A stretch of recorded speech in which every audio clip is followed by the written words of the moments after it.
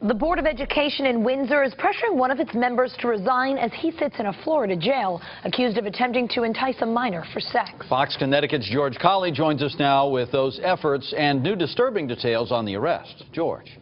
Well, Brent and Allison, according to this 23-page federal complaint, Christopher Watts was sitting in a Kissimmee, Florida Howard Johnson, waiting for federal investigators to show up. In his hand, 2 apology letters, one written to his family, the other to the mother of a fictitious 14-year-old girl he thought he had met on the internet and traveled to meet.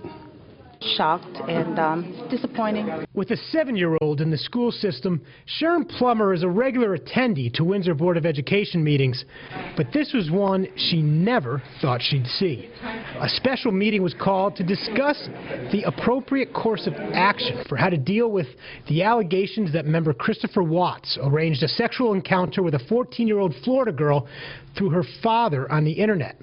Turns out that father was an undercover federal agent. The board reassured us he did not have access to our kids, so that brings me some comfort. According to this federal affidavit, on March 5th, Watts logged on to an internet website using a sign-in name Love Pervy Moms in chat rooms titled Incest and Jailbait.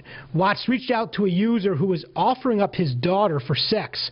From then until March 29th, the affidavit shows how Watts and the father arranged for the two to meet in Florida.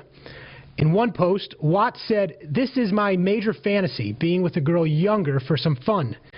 In another, the undercover agent warned that getting caught may not be a good idea. Watts replied, "Ha ha, I'm willing to take the risk." It was on March 29th that federal agents raided Watts' hotel room in Kissimmee, Florida. Upon arrival, Watts, who apparently had an idea that this was a sting, read from 2 letters. In one, he apologized to his family, as well as insinuating that this may not be the first time he has spoken sexually to a minor. "I may have broken the law, but I have a track record of stopping and trying to do the right thing. I am finished with underage talk and photos for good." In the second letter addressed to the mother of the fictitious 14-year-old, Watts apologized for any harm he may have done to the girl.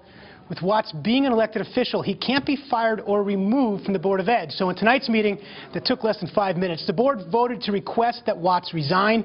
They also voted to have the chairwoman remove him from the board's finance committee.